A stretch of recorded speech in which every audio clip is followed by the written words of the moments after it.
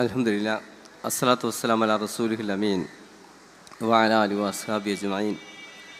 In ഉരീദു ഇല്ലൽ ഇസ്ലാഹ മസ്തതഅ്തു വമാ തൗഫീഖി ഇല്ലാ ബില്ലാഹ് അലൈഹി തവക്കൽതു വഇലൈഹി ഉനീബ്. വേദിയിലിരിക്കുന്ന സഹൃദയരെ, പ്രിയങ്കരായ സഹോദരി സഹോദരന്മാരെ, സുഹൃത്തുക്കളെ, അസ്സലാമു അലൈക്കും വറഹ്മത്തുള്ളാഹി വബറകാതുഹു.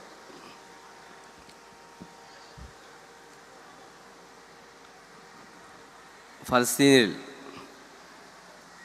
കഴിഞ്ഞ എത്രയോ പതിറ്റാണ്ടുകളായി നടക്കുന്ന വളരെ ഭീകരമായ വംശഹത്യയെ, ആ ഹത്യയോട് ഒരു നിലക്കും താരതമ്യം ചെയ്യാൻ സാധ്യമല്ലാത്ത ഒരു പ്രശ്നമായിട്ടാണ് ഞാൻ വെനിൻസുല പ്രശ്നത്തെ മനസ്സിലാക്കുന്നത്. പക്ഷേ അധിനിവേശ വിരുദ്ധ നിലപാടുകൾ സ്വീകരിക്കുന്നവരെ ഐക്യപ്പെടുത്തുന്ന ചില പ്രതീകങ്ങളെന്ന അർത്ഥത്തിൽ നമുക്കിവയെ സമന്വയിപ്പിക്കാം എന്ന് മാറ്റി നിർത്തിക്കഴിഞ്ഞാൽ താരതമ്യം ചെയ്യാൻ ഒരർത്ഥത്തിലും നമുക്ക് സാധ്യമല്ലാത്ത അത്രമാത്രം ഭീകരമായ വംശഹത്യ നടന്നുകൊണ്ടിരിക്കുന്ന ഒരു പ്രദേശമായിട്ട് തന്നെ ഫലസ്തീനിനെ നാം തിരിച്ചറിയേണ്ടതുണ്ട്. അതേ അവസരം ലോകത്തെങ്ങുമുള്ള അധിനിവേശ വിരുദ്ധ പോരാട്ടങ്ങൾക്കും സമരങ്ങൾക്കുമുള്ള ഒരു മഹാപ്രചോദനമായി, ഒരാവേശമായി 7 പതിറ്റാണ്ടിലധികം നിലനിൽക്കുന്ന ഒരു പ്രദേശമെന്ന ഒരു പ്രത്യേകത കൂടി ഫലസ്തീനിനുണ്ട്. ഒരുപക്ഷെ ലോക ചരിത്രത്തിൽ തന്നെ ഇത്രയധികം നീണ്ട വർഷങ്ങൾ ഒരു ജനത കീഴടങ്ങാൻ ഒരുക്കമില്ലാതെ, അടിയറവ് പറയാൻ സന്നദ്ധമല്ലാതെ, തങ്ങളുടെ വീടും കച്ചവട സ്ഥാപനങ്ങളും കൃഷിയിടങ്ങളും പ്രിയപ്പെട്ടവരും ഒന്നടങ്കം തന്നെ തകർന്ന് തരിപ്പണമായാലും ശരി, ഞങ്ങളുടെ മണ്ണിൽ ഞങ്ങൾക്ക് ജീവിക്കാൻ അവകാശമുണ്ട് എന്ന് പ്രഖ്യാപിച്ച ഒരു സമരം, ഒരു പോരാട്ടം നമുക്ക് ലോകചരിത്രത്തിൽ എവിടെയും ചൂണ്ടിക്കാണിക്കാൻ സാധ്യമല്ല. 1492 കൊളംബസിൻ്റെ അമേരിക്കയിലേക്കുള്ള രംഗപ്രവേശനത്തോടുകൂടി ഉദ്ഘാടനം ചെയ്യപ്പെട്ടു എന്ന് പറയപ്പെടുന്ന കോളനിവൽക്കരണത്തിൻ്റെ ആദ്യ കാലഘട്ടങ്ങളിൽ ഭീകരമായ സ്വഭാവത്തിൽ, ഒരുപക്ഷെ ഇതിനേക്കാൾ ഭീകരമായ സ്വഭാവത്തിൽ അമേരിക്കയിലെ ആദിമവാസികൾ വംശഹത്യക്ക് വിധേയമായിട്ടുണ്ട് എന്നത് ഒരു യാഥാർത്ഥ്യമാണ്. വെള്ളക്കാർ അമേരിക്ക പിടിച്ചെടുക്കുകയും 10 കോടിയിലധികം വരുന്ന കറുത്തവരെ കൊന്നൊടുക്കുകയും ചെയ്തുകൊണ്ട് സ്ഥാപിച്ച ഒരു രാജ്യമാണ് അമേരിക്ക എന്നത് ഒരു ചരിത്രമാണ്.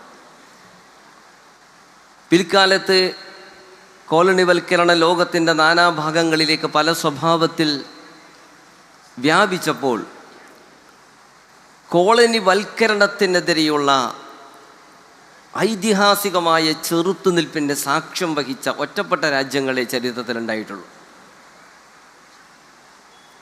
പ്രത്യേകിച്ച് ആം സ്ട്രഗിൾ എന്ന പേരിൽ കോളനി ശക്തികൾക്കെതിരെ തങ്ങളുടെ ജീവനെയും തങ്ങളുടെ അഭിമാനത്തെയും കവർന്നെടുക്കുന്ന കോളനി യജമാനന്മാർക്കെതിരെ ആയുധമെടുത്തുകൊണ്ട് പോരാടിക്കൊണ്ട് തന്നെ കോളനി ശക്തികളെ അടിയറവ് പറയിപ്പിക്കാൻ സാധിക്കുമെന്ന് ലോകത്തെ ബോധ്യപ്പെടുത്താൻ ശ്രമിച്ച ഒറ്റപ്പെട്ട രാജ്യങ്ങൾ ലോകത്തുണ്ടായിട്ടുണ്ട്. സമീപകാലത്ത് വിയറ്റ്നാം അതിൻ്റെ ഒരു ഉദാഹരണമാണ്. അൾജീരിയ ഒരുപക്ഷെ ചരിത്രത്തിൽ അതിൻ്റെ ഏറ്റവും ശ്രദ്ധേയമായ മറ്റൊരു ഉദാഹരണമാണ്. നമ്മുടേതടക്കമുള്ള രാജ്യങ്ങൾ സ്വാതന്ത്ര്യം പ്രാപിച്ചതിന് ശേഷവും ഫ്രഞ്ചുകാർ അൾജീരിയയിൽ നടത്തിയ നിഷ്ഠൂരമായ വംശഹത്യക്കെതിരെ അൾജീരിയൻ ജനത നടത്തിയ ചെറുത്തുനിൽപ്പ് ചരിത്രത്തിലെ അത്ഭുതകരമായ ഒരു ചെറുത്തുനിൽപ്പാണ്. ഇന്തോനേഷ്യ ഡച്ച് അധിനിവേശത്തിനെതിരെ നടത്തിയ ചെറുത്തുനിൽപ്പ് മറ്റൊരത്ഭുതമാണ്. പക്ഷേ ഈ ചെറുത്തുനിൽപ്പുകളെ നമ്മൾ മൊത്തമെടുത്ത് പരിശോധിച്ച് നോക്കുമ്പോൾ ഈ ചെറുത്തുനിൽപ്പുകൾക്ക് പലതും പ്രചോദനമായിട്ടുണ്ട് എന്ന് കാണാൻ പറ്റും. ദേശീയതയെ അടിസ്ഥാനമാക്കിക്കൊണ്ട് നടന്ന ചെറുത്തുനിൽപ്പുകളാണ് ലോകത്തെ ഒട്ടനേകം രാജ്യങ്ങൾക്ക് സ്വാതന്ത്ര്യം നേടാൻ കാരണമായി തീർന്നത് എന്നാണ് ചരിത്രകാരന്മാർ വിശേഷിപ്പിക്കുന്നത്. ദേശീയതയെ ഉപയോഗപ്പെടുത്തിക്കൊണ്ട് നടന്ന ചെറുത്തുനിൽപ്പുകൾ അത് കോളനി വിരുദ്ധ സമരത്തെ ശക്തിപ്പെടുത്തി എന്ന വസ്തുത ഞാനിവിടെ വിസ്മരിക്കുന്നില്ല. എന്നാൽ ചില രാജ്യങ്ങളിൽ ദേശീയതയേക്കാൾ മതവും മതത്തിൽ നിന്ന് പ്രചോദനം ഉൾക്കൊണ്ട മൂല്യങ്ങളിൽ നിന്നും ആവേശം ഉൾക്കൊണ്ടുകൊണ്ട് നടന്ന കോളനി വിരുദ്ധ പോരാട്ടങ്ങൾ ഐതിഹാസികമായ ഒരു പോരാട്ടമായി മാറിയിട്ടുണ്ട്. അൾജീരിയയും ഇന്തോനേഷ്യയുമൊക്കെ അതിൻ്റെ വ്യക്തമായ ഉദാഹരണങ്ങളാണ്.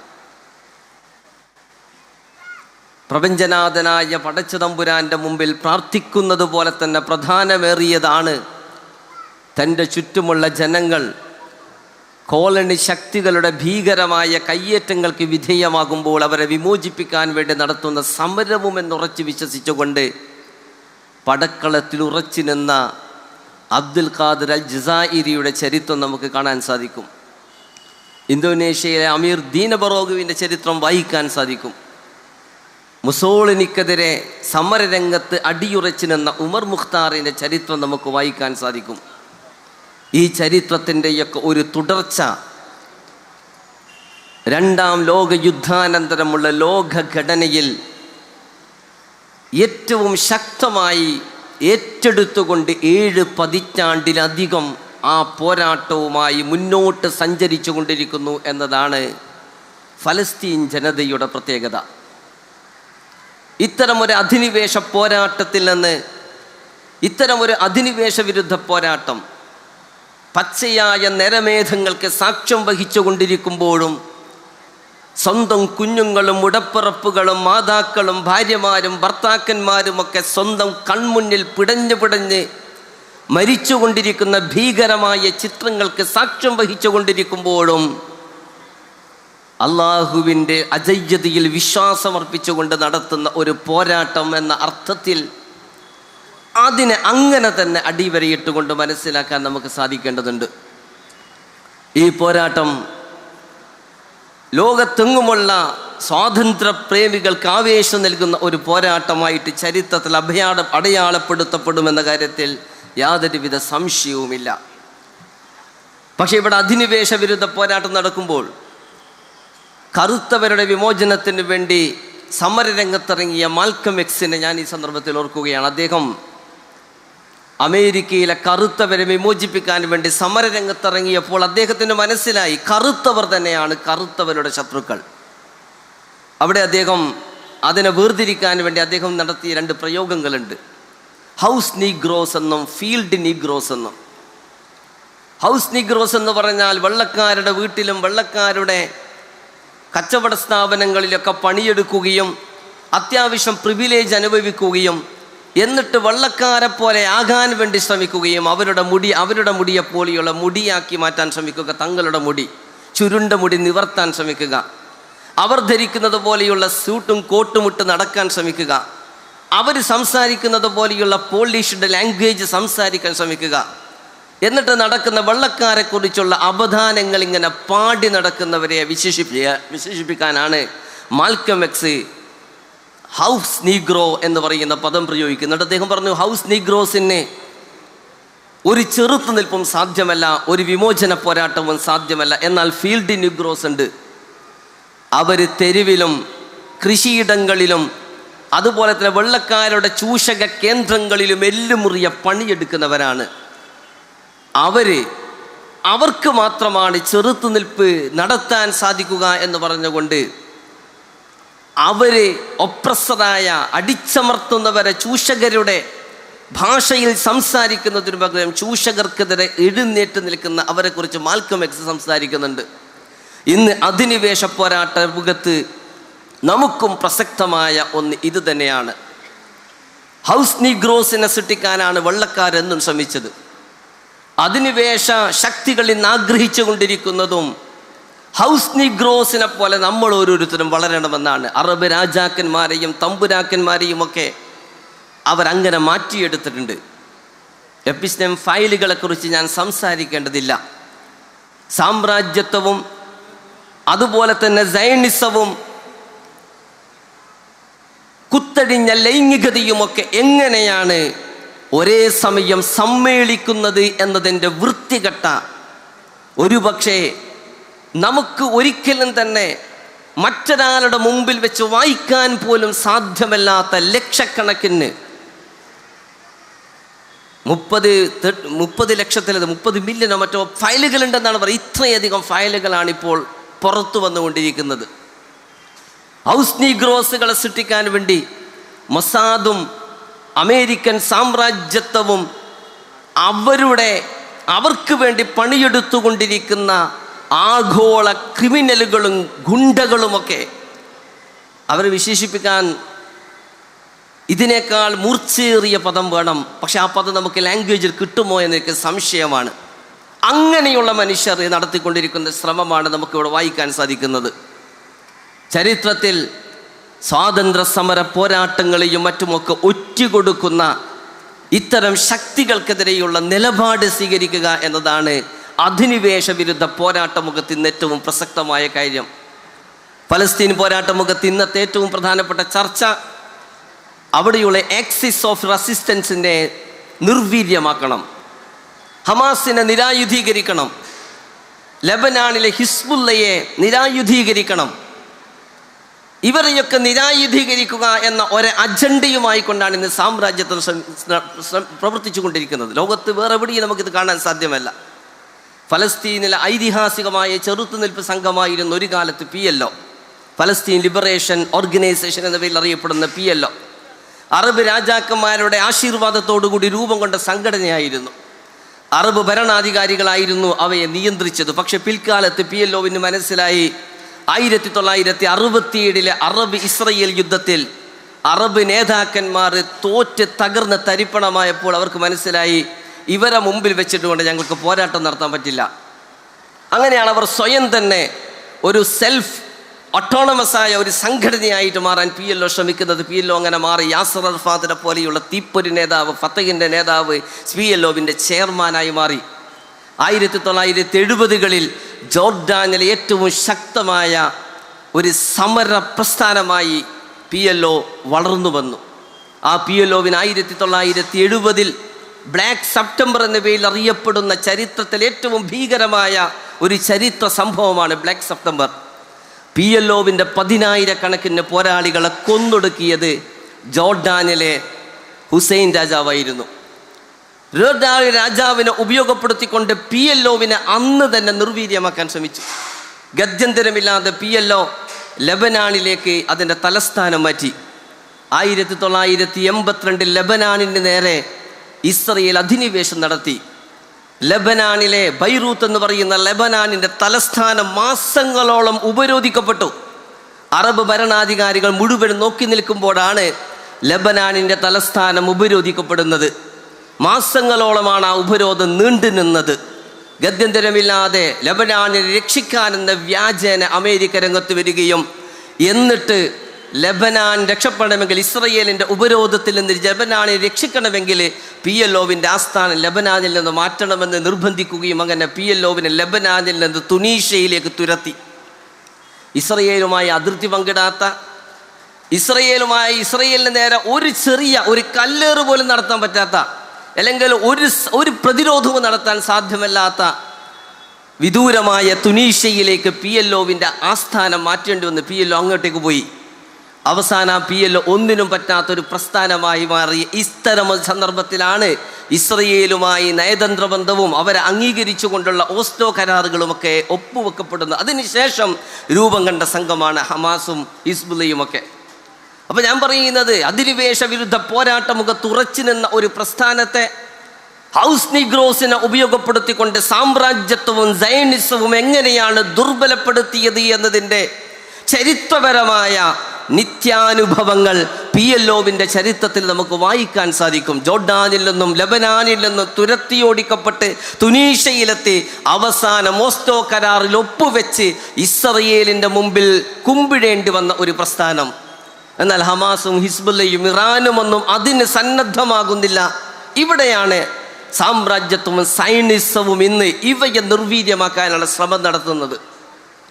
ഹമാസിനെയും ഇറാനുമായി നടത്തുന്ന ഏറ്റുമുട്ടലിനെ നമ്മൾ മറ്റൊരർത്ഥത്തിൽ മനസ്സിലാക്കേണ്ടതില്ല. 1979 മുതൽ അമേരിക്കയുടെ സാമ്രാജ്യത്വത്തിന് മുമ്പിൽ മുട്ടുമടക്കാതെ, വെള്ളക്കാരുടെ ആശീർവാദവും പിന്തുണയുമില്ലാതെ സ്വന്തം കാലിൽ ഒരു ജനത കുറച്ചു നിൽക്കാൻ പറ്റുമെന്നും ലോകത്തുള്ള ഏറ്റവും വലിയ ഒരു ശാക്തിക രാഷ്ട്രമായി മാറാൻ പറ്റുമെന്നും അനുഭവങ്ങളിലൂടെ തെളിയിച്ചു കൊടുത്ത ഒരു രാജ്യമായി ഇറാൻ എന്നിവിടെയുണ്ട്. ഹമാസ് അങ്ങനെയുള്ള സംഘമായിട്ടുണ്ട്. ഹിസ്ബുള്ള ലെബനാനിൽ അങ്ങനെയുള്ള ചെറുത്തുനിൽപ്പ് നടത്തിയിട്ടുണ്ട്. ഇവയെ കൂടി ദുർബലപ്പെടുത്താനുള്ള ആസൂത്രിതമായ ശ്രമമാണ് ഇന്ന് ചരിത്രത്തിൽ നടക്കുന്നത്. ഈ ശ്രമത്തിനെതിരെയുള്ള ഒരു ചിന്താഗതി ലോകത്തെ വ്യാപിപ്പിക്കുക എന്നതും, ഈ ശ്രമം ചെറുക്കാൻ വേണ്ടി എന്തൊക്കെ ചെയ്യാൻ പറ്റുമോ അതൊക്കെ ചെയ്യുക എന്നതുമാണ് സ്വാതന്ത്ര്യത്തിലും സാമ്രാജ്യത്വ വിരുദ്ധമായ നിലപാടുകൾ സ്വീകരിക്കുന്ന മനുഷ്യരുടെ ചരിത്രത്തിലുള്ള ഇന്നത്തെ കടമ. വെനിസ്വലയെ കുറിച്ച് പറയുമ്പോൾ വെനിസ്വലയിൽ ആരും അധിനിവേശം നടത്തിയില്ല. ഭരണാധികാരിയെ റാഞ്ചിക്കൊണ്ടുപോയി. പിന്നീട് വന്നവർ അമേരിക്കൻ സാമ്രാജ്യത്വവുമായി പല സ്വഭാവത്തിലും അഡ്ജസ്റ്റ്മെൻറ്റ് ചെയ്യുന്ന കാഴ്ചയാണ് നമുക്ക് കാണാൻ സാധിക്കുന്നത്. പ്രായോഗിക രാഷ്ട്രീയം ഒരു ഭാഗത്തും വിപ്ലവ രാഷ്ട്രീയം മറ്റൊരു ഭാഗത്തും നിലനിൽക്കുമ്പോൾ, പ്രായോഗിക രാഷ്ട്രീയം കൊണ്ട് മാത്രമാണ് നമുക്കെന്തെങ്കിലും നേടാൻ പറ്റുക എന്നായിരുന്നു കഴിഞ്ഞ എത്രയോ പതിറ്റാണ്ടുകളായി നാം പഠിച്ചു വെച്ചത്. പക്ഷേ ഹമാസ് അത്തരം പ്രായോഗിക രാഷ്ട്രീയമെന്ന് പറഞ്ഞുകൊണ്ട് വിട്ടുവീഴ്ച ചെയ്തുകൊണ്ട് മുട്ടുമടക്കുന്നതിന് പകരം വിപ്ലവകരമായ തീരുമാനവുമായി മുന്നോട്ട് പോയിക്കൊണ്ട് തന്നെ പലതും നേടിയെടുക്കാൻ പറ്റുമെന്ന് ചരിത്രത്തിന് ബോധ്യപ്പെടുത്തിയ ഒരു പ്രസ്ഥാനമായിട്ട് യഥാർത്ഥത്തിൽ ഹമാസ് ഇന്നിവിടെ നിലകൊള്ളുന്നുണ്ട്. അമേരിക്കൻ സാമ്രാജ്യത്വവും സയനിസവും ഒക്കെ കുറിച്ച് പറയുമ്പോൾ, അധിനിവേശ വിരുദ്ധ പോരാട്ടത്തെക്കുറിച്ച് പറയുമ്പോൾ അതിൻ്റെ പിന്നിലുള്ള മതപരവും വംശീയവുമായ താല്പര്യങ്ങളെ നമ്മൾ മറക്കാൻ പാടില്ല. പലപ്പോഴും നമ്മുടെ പ്രഭാഷണങ്ങളിലും സംസാരങ്ങളിലും സാമ്പത്തിക കൊളോണിയലിസത്തെയാണ് നമ്മൾ അഡ്രസ്സ് ചെയ്യുന്നത്. വെനിസ്വലയിലെ എണ്ണയെക്കുറിച്ചും ഇറാനിലെ എണ്ണയെക്കുറിച്ചും അതുപോലെ തന്നെ പല നാടുകളിലുമുള്ള അത്യപൂർവമായ ഖനിജങ്ങളെക്കുറിച്ച് നമ്മൾ സംസാരിക്കുന്നുണ്ട്. സാമ്രാജ്യത്വത്തിന് അതിൽ കണ്ണുണ്ട് എന്നത് ശരി തന്നെയാണ്. പക്ഷേ അതോടൊപ്പം തന്നെ വ്യത്യസ്ത നാഗരികതയായി നിലകൊള്ളുന്ന മനുഷ്യനെക്കുറിച്ചും പ്രപഞ്ചത്തെക്കുറിച്ചും ലോകത്തെക്കുറിച്ചും വ്യത്യസ്തമായ കാഴ്ചപ്പാടുകൾ അവതരിപ്പിക്കുന്ന ഈ കണക്ട് എന്ന എക്സിബിഷൻ നിങ്ങൾ ശ്രദ്ധിച്ചിട്ടുണ്ടാകും. പ്രപഞ്ചത്തെക്കുറിച്ചും മനുഷ്യനെക്കുറിച്ചും ജീവിതത്തെക്കുറിച്ചുമൊക്കെ വ്യത്യസ്ത കാഴ്ചപ്പാടുകൾ മുന്നോട്ട് വെക്കുന്ന ഒരു സംസ്കൃതിയെക്കുറിച്ചാണ് നാം സംസാരിക്കുന്നത്. വ്യത്യസ്ത ഭാവനകളുള്ള ഒരു ഇസ്ലാമിനെ കുറിച്ചാണ് നാം സംസാരിക്കുന്നത്. ഈ വ്യത്യസ്ത ഭാവനകളുടെ പ്രത്യേകത അത് സാമ്രാജ്യത്വത്തിൻ്റെ വംശീയ മേധാവിത്വത്തെ നിരാകരിക്കുന്നു. വെള്ളക്കാർക്ക് അവകാശപ്പെട്ടതാണ് ലോകമെന്ന വംശീയ ബോധത്തെ നിരാകരിക്കുകയും മനുഷ്യർക്കെല്ലാവർക്കും അവകാശപ്പെട്ടതാണ് ഈ ലോകമെന്ന ഒരു മഹത്തായ ആശയം മുന്നോട്ട് വെക്കുകയും ചെയ്യുന്നു. മതത്തെയും ദൈവത്തെയും ജീവിതത്തിൽ നിന്ന് പുറത്താക്കിക്കൊണ്ട് സ്ഥാപിതമാകുന്ന ഒരു മതേതര നാഗരികതയ്ക്ക് മാത്രമാണ് ഇവിടെ സമാധാനമുണ്ടാക്കാൻ സാധിക്കുക എന്ന് ഇപ്പോഴും വിശ്വസിക്കുന്നവരാണ് നമ്മുടെ കൂട്ടത്തിൽ പല ആളുകളും. എന്നാൽ ലോകത്തെ ഏറ്റവും ഭീകര രാജ്യമായ സയനിസം മതത്തിൽ നിന്ന് പ്രചോദനം ഉൾക്കൊണ്ടുകൊണ്ട് പഴയ നിയമത്തിലെയും പുതിയ നിയമത്തിലെയും പഴകിയ ഉദ്ധരണികൾ ഉദ്ധരിച്ചുകൊണ്ട് വംശീയ ഉന്മൂലനത്തിന് വേണ്ടി വാദിക്കുമ്പോൾ എന്താ മതം രാഷ്ട്രത്തിൽ ഇടപെടുന്നത് എന്ന് ചോദിച്ചുകൊണ്ട് ഇസ്രയേൽ എന്ന് പറയുന്ന സയനിസ്റ്റ് രാഷ്ട്രത്തെ ലോകത്തെ ഏറ്റവും വലിയ മതഭീകര രാഷ്ട്രമെന്ന് പറഞ്ഞ് ഒരാൾ പോലും ആക്ഷേപിക്കുന്നത് നമ്മൾ കണ്ടിട്ടുണ്ടാവില്ല. ഇറാനിനെ കുറിച്ച് സംസാരിക്കുമ്പോൾ റിലീജിയസ് ഫണ്ടമെന്റലിസ്റ്റുകൾ, ഇസ്ലാമിക് മൂവ്മെന്റ്സിനെ കുറിച്ച് സംസാരിക്കുമ്പോൾ മതമൗലികവാദികൾ, ഫണ്ടമെന്റലിസ്റ്റുകൾ എന്ന് പറയുന്നവര് മതത്തെ ഉപയോഗപ്പെടുത്തിക്കൊണ്ട് ബൈബിളിലുള്ള വചനങ്ങൾ ഉദ്ധരിച്ചുകൊണ്ട് പിഞ്ചു കുഞ്ഞുങ്ങളെയും സ്ത്രീകളെയും കുട്ടികളെയും വൃദ്ധന്മാരെയും ഒക്കെ തകർത്ത് ഇഞ്ചിഞ്ചായി കൊല്ലുന്ന ബെഞ്ചമിൻ നെതന്യാഹു എന്ന് പറയുന്ന ഭീകരൻ, ഇവനാണ് ലോകത്തെ മതത്തെ ഉപയോഗപ്പെടുത്തിക്കൊണ്ട് മതാത്മകമായ ഒരു ഭീകരതയുടെ ലോകത്തിലെ ഏറ്റവും വലിയ പ്രതീകമെന്ന് പറയാൻ പടിഞ്ഞാറൻ ലോകത്തുള്ള ഏതെങ്കിലും ഒരു മതേതര ബുദ്ധിജീവി അല്ലെങ്കിൽ കേരളത്തിൽ മതേതരത്വത്തെക്കുറിച്ച് സംസാരിക്കുന്ന ആരെങ്കിലും ശ്രമിച്ചതായി നമുക്ക് ചൂണ്ടിക്കാണിക്കാൻ പറ്റുമോ? ഇവാഞ്ചലി ക്രിസ്ത്യൻസ് എന്ന പേരിൽ അറിയപ്പെടുന്ന നിയോ കൺസർവേറ്റീവ്സുകളും ഇവാഞ്ചലിക് ക്രിസ്ത്യൻസുകളും അമേരിക്കയിലെ രണ്ട് വ്യത്യസ്തമായ ധാരകളാണ്. ഈ ഇവാഞ്ചലിക് ക്രിസ്ത്യൻസുകൾ അവര് സയനിസവുമായി ചേർന്ന് നിന്നുകൊണ്ട് ബൈബിളും മറ്റുമൊക്കെ ഉദ്ധരിച്ചുകൊണ്ട് ലോകത്തെ ഭ്രാന്തൻ പ്രസ്താവനയുമായി രാവിലെ ഉണരുകയും വൈകുന്നേരം ഉറങ്ങുകയും ചെയ്യുന്ന ഈ ട്രംപ് സംസാരിച്ചു കൊണ്ടിരിക്കുമ്പോൾ ഇവനാണ് മതത്തെ രാഷ്ട്രീയത്തിൽ കൊണ്ടുവന്നുകൊണ്ട് ഭീകരതയുണ്ടാക്കുന്നത് എന്ന് പറയുന്ന ആരെയെങ്കിലും നമുക്ക് കാണാൻ പറ്റുന്നുണ്ടോ? കാണാൻ പറ്റില്ല. ഇതാണ് ആധുനിക സെക്യുലർ നാഗരികത. സെക്യുലറിസം തന്നെ യഥാർത്ഥത്തില് ഇസ്ലാമിൻ്റെ വ്യത്യസ്ത നാഗരികതയായ ഇസ്ലാമിൽ നിന്ന് പ്രചോദനം ഉൾക്കൊണ്ടുകൊണ്ട് ഒരു പുതിയ ലോകത്തെ സ്വപ്നം കാണുന്ന ആളുകളെ നിർവീര്യമാക്കാനും അവരെ നിശബ്ദരാക്കാനും അവരുടെ പ്രതിരോധങ്ങളെ ദുർബലപ്പെടുത്താനും ഉണ്ടാക്കിയ ഒരാശയമാണ് എന്ന വിമർശനം ചരിത്രത്തിൽ പ്രസക്തമായി തീരുന്നത് ഇത്തരം ഒരു സന്നിഗ്ധ ഘട്ടത്തിലാണ്. സെക്യുലറിസം മുസ്ലിം നാടുകളിൽ മതത്തെ പുറത്താക്കാൻ ശ്രമിച്ചുവെങ്കിൽ സയനിസത്തിലും ഇവാഞ്ചലിക് ക്രിസ്ത്യനികളുമൊക്കെ മതത്തെ കൂട്ടുപിടിച്ചുകൊണ്ട് മറ്റുള്ളവരെ വേട്ടയാടിക്കൊണ്ടിരിക്കുമ്പോഴേ വ്യത്യസ്ത നാഗരികതയായ ഒരു ഇസ്ലാമിനെ സ്വപ്നം കാണുന്ന അവരുടെ പ്രതീക്ഷകളെ തല്ലിക്കെടുത്താനുള്ള ഒരു തട്ടിക്കൂട്ട് മാത്രമാണ് ഇതുപോലെയുള്ള സെക്യുലർ വ്യായാമങ്ങൾ എന്ന് മനസ്സിലാക്കിക്കൊണ്ട് തന്നെ അധിനിവേശ വിരുദ്ധ പോരാട്ട രംഗത്ത് ഉറച്ചു നിൽക്കുന്നവരുടെ കൂടെ ചേർന്ന് നിന്നുകൊണ്ട് നമുക്ക് സഞ്ചരിക്കാൻ സാധിക്കണം. അതിന് സർവശക്തൻ തുണക്കുമാറാകട്ടെ. അസ്സലാമു അലൈക്കും വറഹ്മത്തുള്ളാഹി വബറകാതുഹു.